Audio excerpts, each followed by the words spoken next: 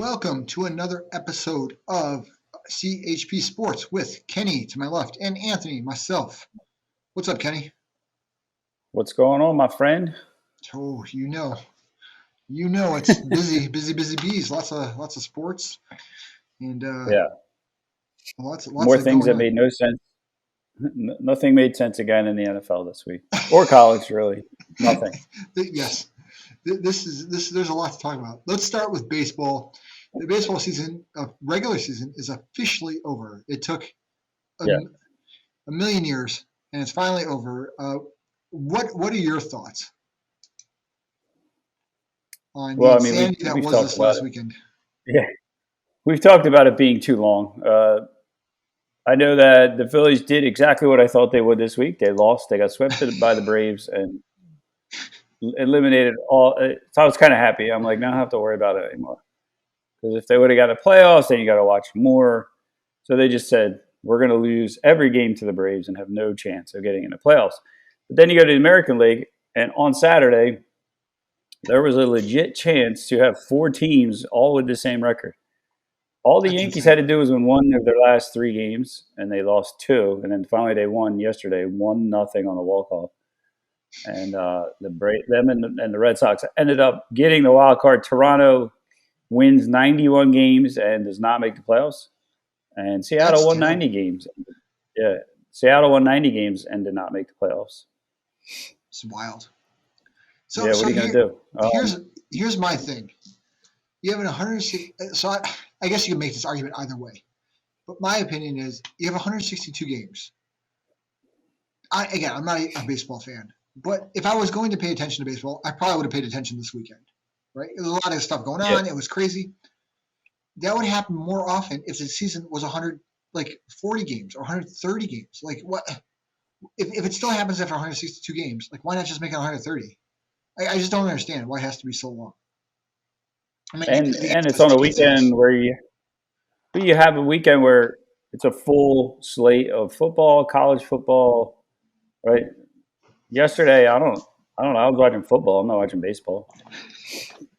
You Yeah, know what I mean? Like, yeah, so as exciting as it was, really, right, with four teams who could conceivably, and then they would have played like a double in, like a play, like a double play-in thing. They would have had to have done. yeah. Something crazy. But I yeah, I heard them mean, talking about what they had to do, what they may have had to have to do. yeah, Yeah, and they ended up with three teams from the AL East made the playoffs. yeah, that's wild. That's kind of crazy. Um, so yeah, but would this be better in August? And maybe the first couple weeks of September, probably. I mean, as you and I You know what I talked mean? about in an earlier episode, like, yeah, why not make this? Why not have this happen during football training camp when no one like cares, right? You're Yeah, going up against NFL preseason games instead of the monolith that is the NFL regular season. You're not going to yep. win. And then now you're in week 4 of NFL, which everyone's interested now watching their fantasy teams. Fantasy baseball is nobody cares about that. Um, People play fantasy college football, right? And they're more interested than they are in fantasy baseball. So I don't know. I don't know the answer. I mean, I don't think you need that many games, but and I feel like with all the injuries now these days with pitchers and bullpens, you need 37 pitchers to finish a game.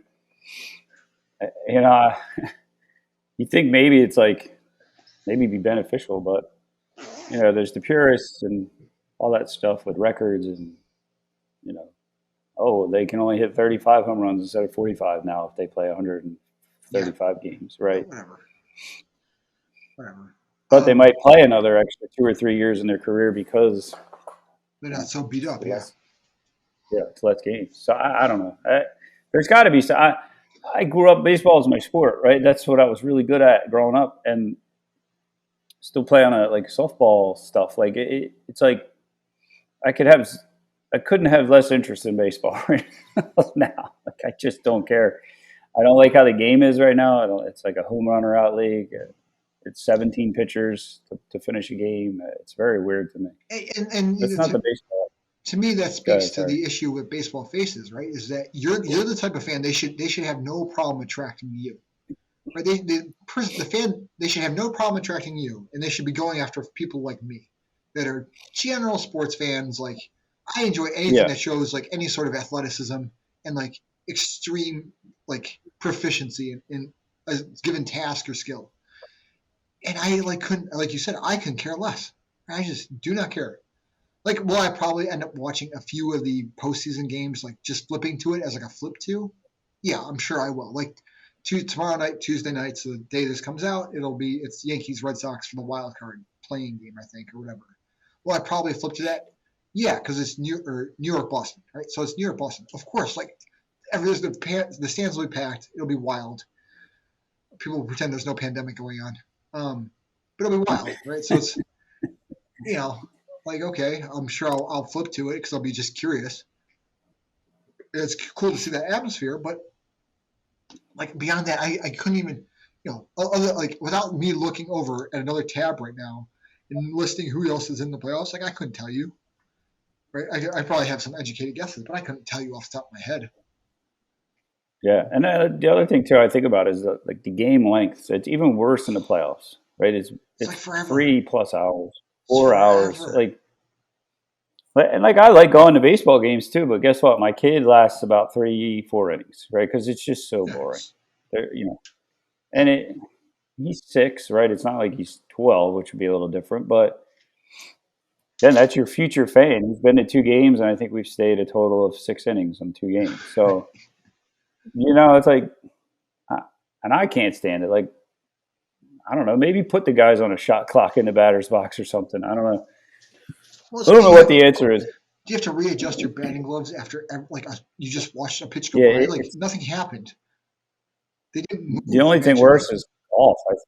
Golf is the only thing. At least you can cheer in baseball or like yell if the guy. So golf, to me, golf, the spectating experience as a viewer is a lot better because they're cutting to different guys, so you're always watching a shot.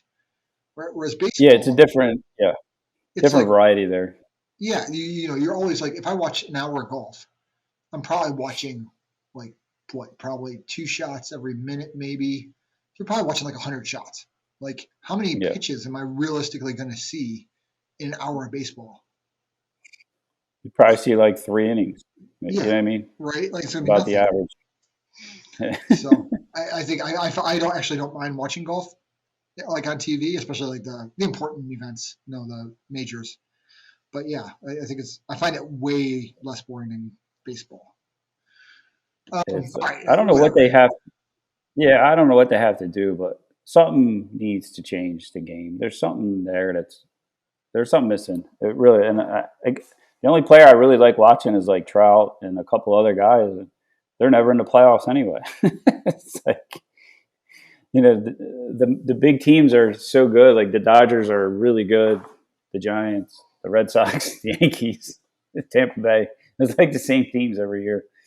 And if you don't like any of those, not like them like personally, but if you don't, I think honestly, I think part of it, and maybe this is just me, but I think I would guess part of it is that I think one of the things that makes watching any sports, particularly team sports, amazing, is watching like an individual transcend that sport, or transcend just carry a team, and that is. You can see it in football, like a good quarterback or a good running back that's just like they can't stop the line and the running back. In golf you can see it even though I know it's not a team, but you can see like a guy that's just like can't miss a shot. It's incredible to watch. In baseball, just the failure rate's so high with hitting. It's like a guy could be on fire and he's still he's striking out. He could strike out 5 times. He'd get 4 base hits and 1 home run, and he's like on the hot streak of his life, right? You're like I just watched him strike out 5 of the last 10 times he came to the plate. You know what I mean? So it's a lot, which is not rare right now with strikeouts. Exactly. And then even like a guy like Ohtani who did something this year that no one's ever done. He won 9 games pitching and batted whatever and hit 48 home runs. He's not even in the playoffs. Yeah. Neither is Trout. They're on the same team.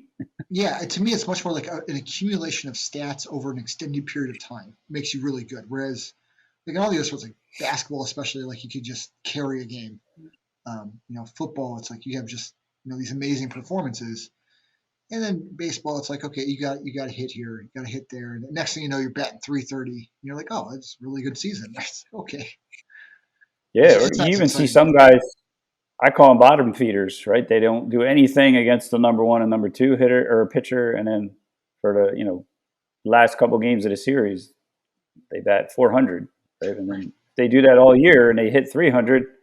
They're really good, but then when they face good pitching, they can't hit. So it's like you can kind of some of the stats are fudged a little bit. I feel like some guys feed off. I felt like A-Rod was a lot like that sometimes because he got to the playoffs and faced like really good starters, and he was nowhere to be found a lot of times, right? But in a season, he'd be thriving off of subpar pitching.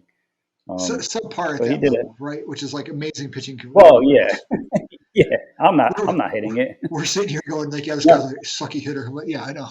Yeah, and I'm no way like taking anything away from A-Rod, but he was known for struggling in the postseason. Yeah. And you start looking at stats and like, man, he was really good against these pitchers, but not against these pitchers, right? Yeah, so he was a guy that was probably like sort of if you broke it up into thirds, probably the bottom 2/3 he was probably great against. But as soon as you got to that upper echelon of pitching, which few people can hit, few people can hit that, right? That was like above his level, right? Which again, not a knock on him, like at all. And he's also one of the best hitters of all time. Like, I'm not saying he's not, but what I'm saying is you can be really good still, like Hall of Famer, and struggle mightily. Yeah, you can struggle. Like Bryce Harper, he was on an MVP type finish of the year. He had 0 hits against the Braves in their last series, and he struck out like 5 times or 6 times. So I mean, it was like that's when you want him to hit, and he didn't. So it's like, but anyway, that's baseball. That was baseball. What about college football? Few upsets. We saw, I guess, the biggest ones. Oregon falls to Stanford in overtime. And I wasn't surprised because I feel like they always lose to Stanford. Every time they're undefeated, they lose to Stanford. I feel like it's happened like 6 times in the last 10 years. Yeah, I feel like I saw a stat on it. Let me see. There was an SEC team that lost. That was like a pretty big upset. I'm forgetting who it was. Well, Georgia blew Arkansas out. Georgia, yeah, that was supposed to be. I tried to watch that game, and it was like over in like the first 5 minutes. Yeah, it was supposed to be a good game, and then it wasn't. Cincinnati beat Notre Dame, which I figured would happen because I figured Cincinnati is really good. Notre Dame is. Yeah, they got their they got their comeback to reality game out early. I guess you could call it. They're never that good. They're good, but they're not that good. Yeah. And you like to see Notre Dame be up there, but they somehow they make the playoffs a couple of years and they get beat 60-0. Yeah. And you're like, why are they there? And that's now they don't have to worry about that this year because they're not getting there. The also, SEC team was the Florida game. Florida loses to Kentucky a week after pushing Alabama, which is crazy.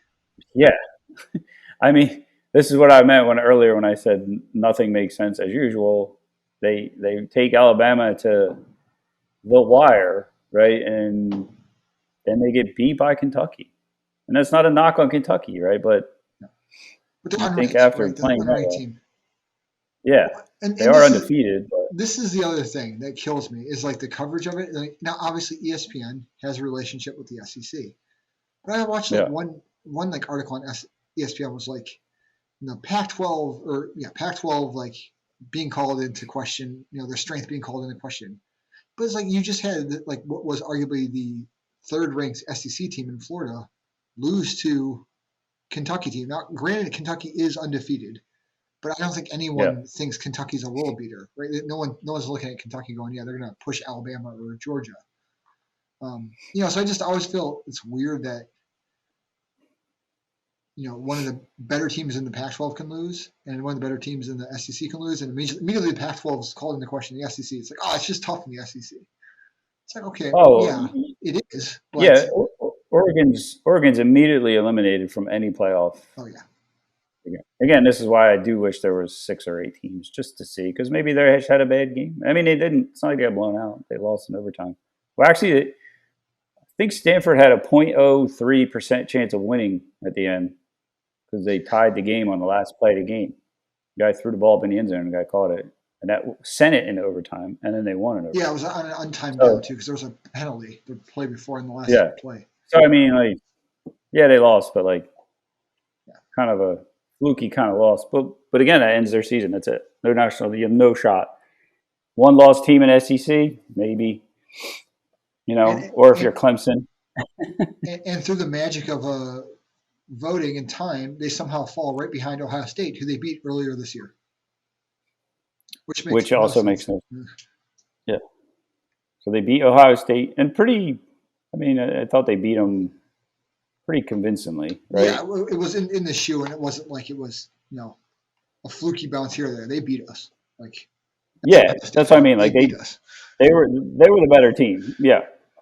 It wasn't like how they lost, right? But now somehow they're ranked below Ohio State, who beat Rutgers, right? So, well, it's like the same thing with Kentucky. Like if you're Kentucky, you're sitting there going, "All right, we're undefeated, and we just beat Florida." And Florida's still ranked in Kentucky. I mean, I haven't checked the rankings, but I doubt Kentucky's ranked ahead of them. Probably not.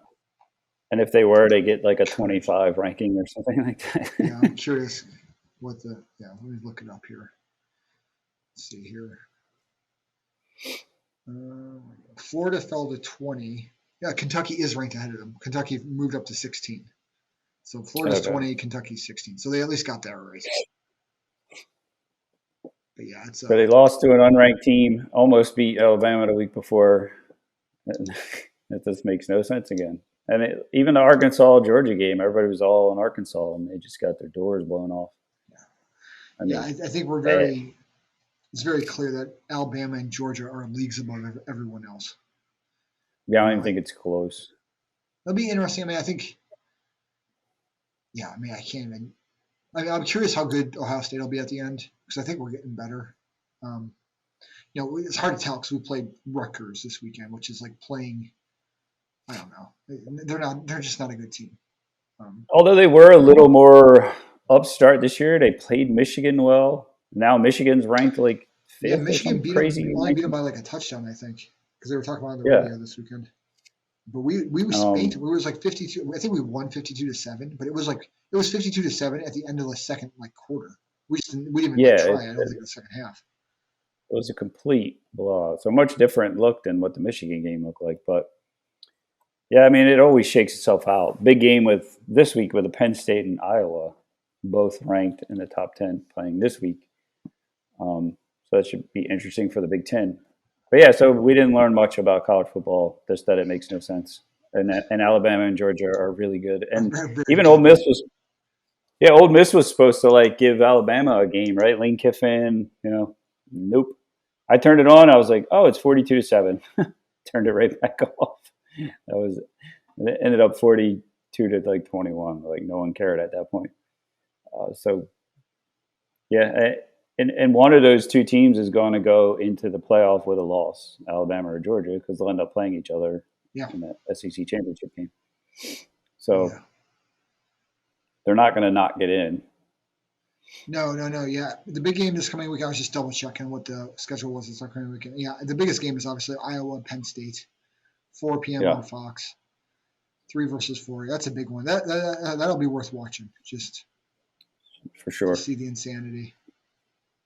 And then is it at Iowa? It is. Let me go back down. Yeah, in Iowa. So, do they do anything special for these types of games? Do they Penn State's got the whiteout. We've got the blackout. Yeah, I know. I do know that every time Penn State seems to be undefeated, they always lose to Iowa. So it's the same with Stanford and Oregon. I was one of those teams that drags you into a fist fight down in the mud, and you're always lucky. You always they always end up losing 3 or 4 games, but you always feel like you escaped when you beat them in Iowa. You're all right, well we got through that game. That was like a trap game. I feel that's the way most teams play them. I refer back to my wrestling days. There were guys you wrestled all the time when you were a kid. You repeatedly would wrestle them in tournaments, and you would beat them, but you just didn't want to wrestle them because you had to really give your all to beat them, and you knew you could beat them pretty soundly, but you still felt like you were in a fist fight afterwards. You know what I mean? It's very, very Iowa-esque. Going into Iowa, I just feel like it's a weird place to play. I don't know why. I always see weird things happening at that stadium with games ending on blocked field goals and just weird stuff. So that'll be a good game. So I look forward to. I'm definitely going to watch that one. Yeah, I might do some Crucible stuff beforehand and then watch that. So it'll be good. All right, let's shift on over to the NFL. Obviously, another similar to college football, another week where stuff didn't make sense. Nothing made sense this week at all. So let's start with our specific teams. So your Broncos lost to the Ravens. I think. I mean, again, I didn't know. I think we both picked the Broncos. I think I went with your Bronco picks. I believed whatever you said about them, so I was like, sure.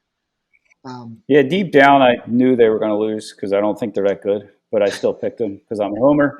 But they finally played a real team, and it showed. And then their quarterback got hurt, and Drew Lock was playing, and he looked confused. And the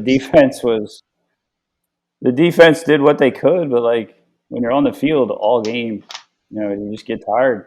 It was 17-7 until like the fourth quarter, and then eventually you just get worn out. So here's the real question from that game: do you care that the Ravens ran it for 7 yards in the last play to get the 100-yard rushing game? I don't care. Stop them. I've always been that way. Like, yeah, if you don't want them to do it. That's my approach as well. It's like, like the game's still technically going. Like, who cares? Yeah, that's why they have that certain amount of time on the clock. Just keep playing, and they got their streak. Oh well. Like, stop them if you don't like it. That's always been my theory. My dad and I were having this conversation with like it's bunting to stop a no hitter, and I was like, it's part of the game. Like you actually be completely okay. He's like, yeah, it's like the 8th inning, you're down by 3 runs. Like, well, any run helps you. You have to get some runs. So if you get on base, you can score. What if it starts a rally and you score 8 runs after the bunt? I've seen bunts completely change games before. Yeah, it's like I've never understood it.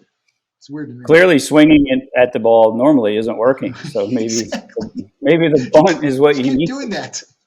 Yeah, let's have our whole lineup bunt because it's not working the other way. Yeah, I'm not opposed to that. I hate like the unwritten rules of baseball. Yeah, they don't make sense to me. No, like just. All right, so Broncos unfortunately did not make it. The Browns managed to somehow win, despite Baker Mayfield playing the worst he's played in a year. Because this was the worst game since like Game 6 of last year. Yeah, I think people are underestimating Vikings defense. Though I think they're very good. He missed some wide open throws though. Like there were some throws where he missed Odell for a walking touchdown. He missed another guy in the flat for an easy first down. Like he missed some wide open throws. He was really high on everything. Like he was like it was like he was like 2 Red Bulls too much. If that makes sense. Yeah. Where he was like. A lot of them were high, and like the one to Odell, it's like he rushed it and just threw it like where he was instead of like just throwing some air under it. So I'm confident he'll be back. He always does. He always comes back fine. Yeah, he was bad. Like I hate to say it because I'm a Baker fan, but he was bad. But the running what was that 14-7? It ended up. Yeah, it was 14-7. We had a touchdown and with the 2-point conversion, then 2 field goals. Okay, so very low scoring defensive. Yeah. Yeah, the defense played well. Our pass. I mean, Jadeveon Clowney was a heck of a pickup for us. Like he has been a beast, and especially opposite Myles Garrett. Whew. They are creating some havoc back there for people. And our secondary. Yeah, I mean, I think. Our secondary's had some injuries, but still playing really well. So it's impressive. It's good. You think Clowney's a guy that's probably used to being double and triple teamed, and now he goes there and. Can't really do that with Garrett on the other side, so probably opens up a lot of room for him. So that's and our interior guys are really good. They have a great D line, so that'll help. That helps your D backs, to be honest with you, if you can get to the quarterback. I guess what are the other ones we want to? Anything else we want to say? I mean, I guess the biggest. The Saints turned into the Week 2 Saints. They lost to the Giants. Yeah, I don't know. Was that? I feel like one of us picked the Giants. I think you did as an upset. That may have been my upset special because I figured Saquon Barkley and Daniel Jones might do something, and they actually did. Daniel Jones passed for 400 yards. So. Yep, and the Jets won. Who would have bet that? Yeah, two New York teams win. Yeah, I guess the Giants winning. The Giants winning is surprising, but given that we were so unsure on the Saints, it's not to me it's not earth-shattering, right? Because No. I think Daniel Jones can turn in a good game. I think he's shown that he's Yeah. like ideally he's like a really good backup, but I think he can start a few games and win a game in the NFL. And say you got Saquon, and so okay, you can win a game. The Jets though beating the Titans, and I watched the end of that. After the Browns game, they flipped over to that game here locally, and so I got to watch the end of that game. What are the Titans doing? Well, I think so Brown and Jones did not play at wide receiver. Yeah, so they're both out.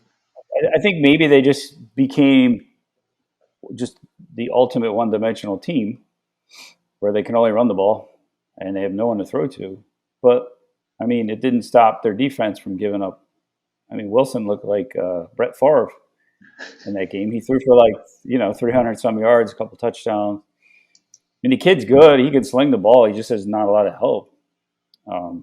So, yeah, I mean, maybe it was just a little combination of just they look like they did week one, right? And then they win a big game, and they win another big game, and then they lose to the Jets. But that's the NFL, right? They're still professionals you're playing against. So, yeah. And maybe if Julio Jones and Brown are playing, it's a different game. Who knows? But kudos to the Jets. Yeah, I'm glad that fan base at least doesn't have to sit through an 0-17 season, because as a Browns fan, having sat through that recently, it stinks. Yeah, the Jaguars are well on their way to that right now too. So they almost won, but then they lost. There you go. The right, Cowboys won. Cowboys won. Right? Yeah, again, I think the Cowboys are pretty good. I am kind of on the Cowboys bandwagon. I think Dak is playing well. I think they finally kind of got that running game going again with Zeke and they blew out the Eagles after our last podcast. Yeah, I think they're playing real well right now. So kudos to them. Mm-hmm. I think the Panthers are a solid team, and yeah, it's good. Colts beat the Dolphins, so there was a battle of now 1-3 teams each that are probably both better than 1-3. Although I'm more confident in the Colts than I am the Dolphins, to be honest. So yeah, I think the Colts are the best 1-3 team. I'd actually pick the Colts over the Broncos right now, and the Broncos are 3-1. I guess the other big surprise game would probably be Cardinals just stomping the Rams. Yeah, that was probably my biggest. Yeah, the Rams came off of beating Tom Brady and beating him pretty well, right? Yeah. They look like the most dominant team in the league. I'm like, they're going to the Super Bowl. And then Arizona just whooped them, like in all facets of the game. And they had no answer. And I'm like, maybe Arizona's the best team in the league now. I don't know. It was very surprising to see that. But again, NFL professionals, but still, it's so unpredictable at this point. And then Brady comes back and goes to New England and wins. Barely. A tight game. Barely, yeah. I was surprised it was so tight, to be honest. Tight game. All right, let's make our picks for this week. I don't even know what our records are. Probably terrible based on how the season's gone, but that's okay. Yeah. It's fun.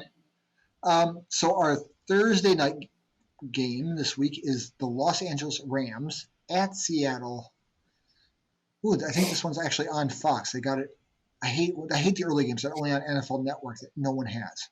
Just put it on national TV. Yeah. So yeah, it looks like it's on Fox as well as NFL Network, so most of us will be able to watch it. So Los Angeles is coming off getting stomped, and Seattle's coming off a win, right?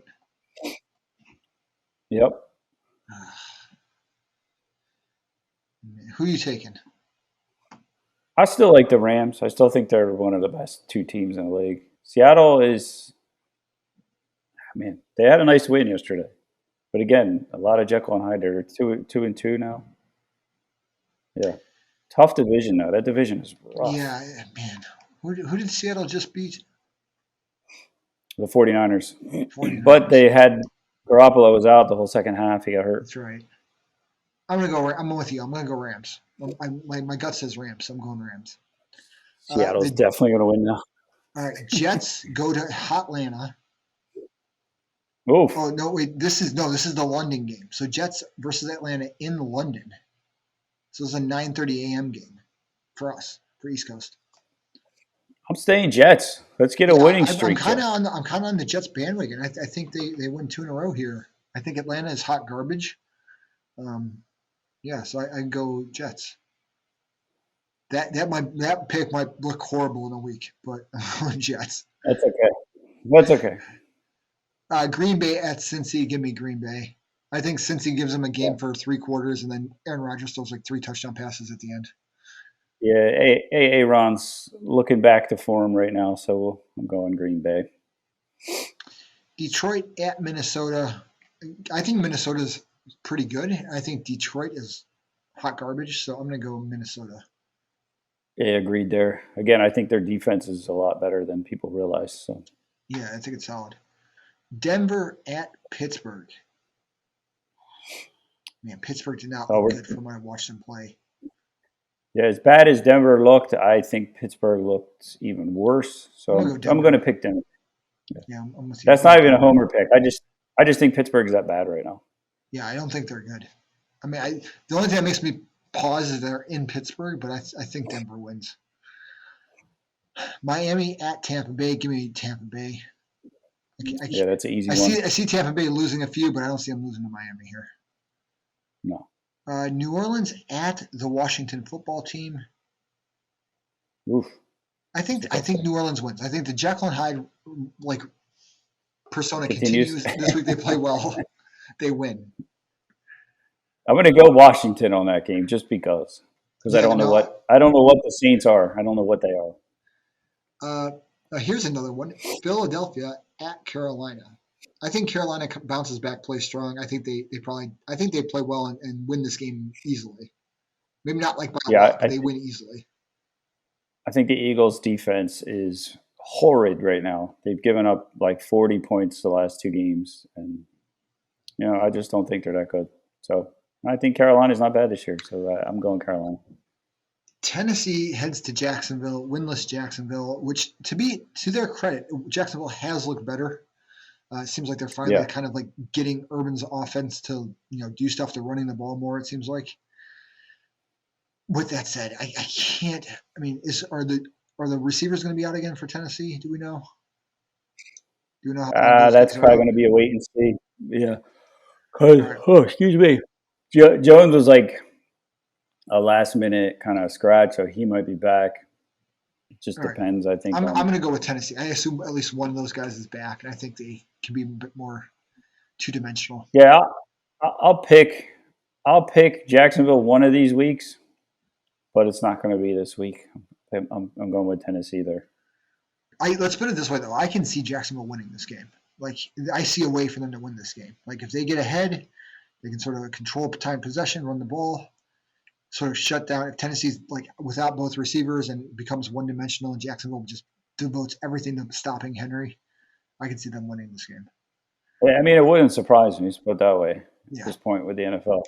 New England at Houston. Give me New England. I think they're playing well. I don't think Houston's good. Houston might be worse than Jacksonville. Yeah, it wouldn't surprise me. Yeah, actually, if those two played, I think I would take Jacksonville, to be honest. Yeah, maybe that's the week I would pick Jacksonville.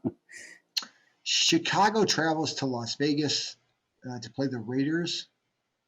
Are the Raiders playing tonight? Who's playing tonight? They didn't play yesterday. Yeah, Raiders and, who are they playing?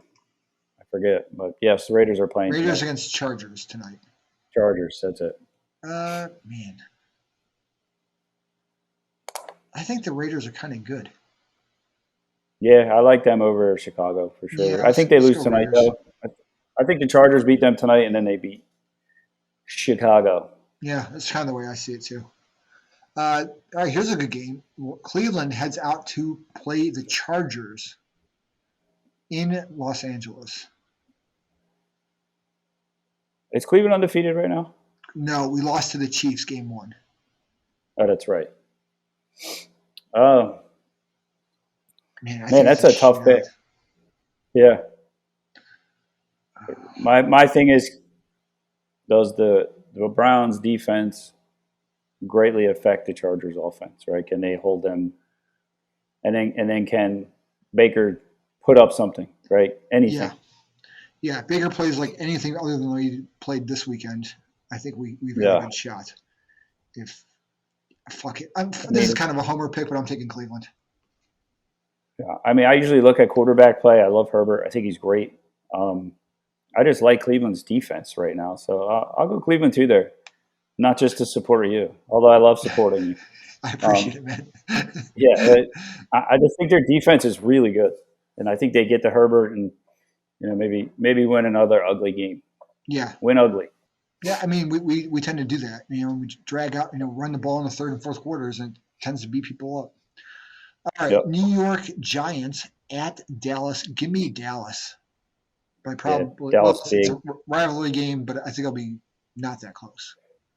Yeah, it was a rivalry game with the Eagles too, but that didn't work out for them. So. San Francisco at Arizona. I don't know how you don't take Arizona in this game after the way they played yesterday. So, especially too with the quarterback situation, Garoppolo. Who knows if he's back? Yeah, I got to go heavy Arizona there. Buffalo at Kansas City. I mean, oh wow. You know what? Give me the upset here. Give me Buffalo. Josh Allen goes in there, scores 1 million points against that Kansas City defense. And the Buffalo defense just enough to win a nail biter. I don't even think it's an upset. How about that? Oh wow. I don't think Kansas City's defense is good at all this year. No, I think they're bad. I think we showed the blueprint. Yeah, and I mean, like the Eagles just put up like 400 yards passing against them, even though they got blown out. But they're susceptible on defense, and Josh Allen is really good, and Buffalo's defense is way better, in my opinion. I think offensively, yeah, Kansas City got a little edge, right? They're great, but Buffalo's like right here on offense. But then defensively, it's like Buffalo's here, Kansas City. So I think as a team, I think Buffalo is the better team. Now, is it easy to go into Arrowhead and win? No, it's a tough place to play. Especially Sunday night game. That's the primetime game. Probably be nice and cool that night, But I think, man, I really like Josh Allen. I think Buffalo's a better team overall this year. So I'm going to pick Buffalo too. I like that pick, but you never know. All right, and then next week's Monday night game is the Indianapolis Colts at the Baltimore Ravens. Give me the Ravens. Ravens always play well on national TV, especially with Lamar. He tends to do well in the prime time. They do, but I'm thinking the Colts are getting back on track here. I don't know why I like to pick them because I think they're a much better team than their record shows. But yeah, plus the Ravens just beat up on my Broncos, so I'm going to pick the Colts. And all my friends on softball are Ravens fans, so I'm just going to pick against them. There you go. There you go. One last pick: Penn State or Iowa? Oh, Penn State against Iowa. It's in Iowa. God, it's a hard place to play. I agree with you. People tend to go there and lose, and big like when Iowa's ranked anywhere kind of high, and Penn State's like the type of team that would go there and lose. I'm going to go Iowa. Yeah, I want Penn State to win just because. The same way. But I think Iowa's going to win. I'll probably root for Penn State. My dad's a big Penn State guy. I like Penn State. I would probably root for Penn State, but I will not be. And I think I've seen some of their clips. They're a good team. So I'm picking Iowa though at home. There you go. Very risky picks. Doing any Crucible stuff this week? I will probably do some very diligent lifting. I actually did some cleans yesterday, and just to see how my back felt, and not bad. I was pretty tight this morning. We'll call it tight, but not broken is the key thing. Yeah, and I'm also getting my injections Friday, so we'll see how that works. Nice. And actually, in the next 3 weeks, if that subsides a lot of the pain, maybe I will mess around with a little heavier weights. Nothing crazy. And then I was thinking of doing the bike for 2 hours versus any kind of running. For your conditions, probably the easier, better route to go. Basically, after about a mile, that kind of impact running my leg almost goes numb. So I've been sticking with rowing, or maybe I'll do a combo of rowing and biking for 2 hours. I don't know. I'll do something fun like that. And Olympic lifts, they're my favorite thing to do, but I also know that they're not helping me right now. So I've been I can do light stuff, and even with deadlifting, squatting stuff. Just I'll put up some scores. I'll get something in there and just enjoy something. it. Yeah, I'll mess around with the kettlebell. I actually love the kettlebell long cycle. Just the concept of it. I love the movement. I do enjoy kettlebells, but again, I'm not going to go with the 70-pounder. I'm going to do the 53-pounder. See how long I can hold on to that thing, and then so we'll see. It'll be fun. I'll post some scores. Sounds good. Other than that, you can follow us through the links below. Like, subscribe, and also I want to give a shout out because this is not sponsored, but this hoodie I just got from Barbell Apparel, the new Stealth hoodie, is pretty dope. So yeah, that's nice. One of my clients gave me a gift card for like a year ago. I never used it, so I basically got it for free, which is pretty awesome. Yeah, that's nice. I really like it. It's nice. So form fitting. Yeah, right. All right, everyone. We will see you next week. Peace out.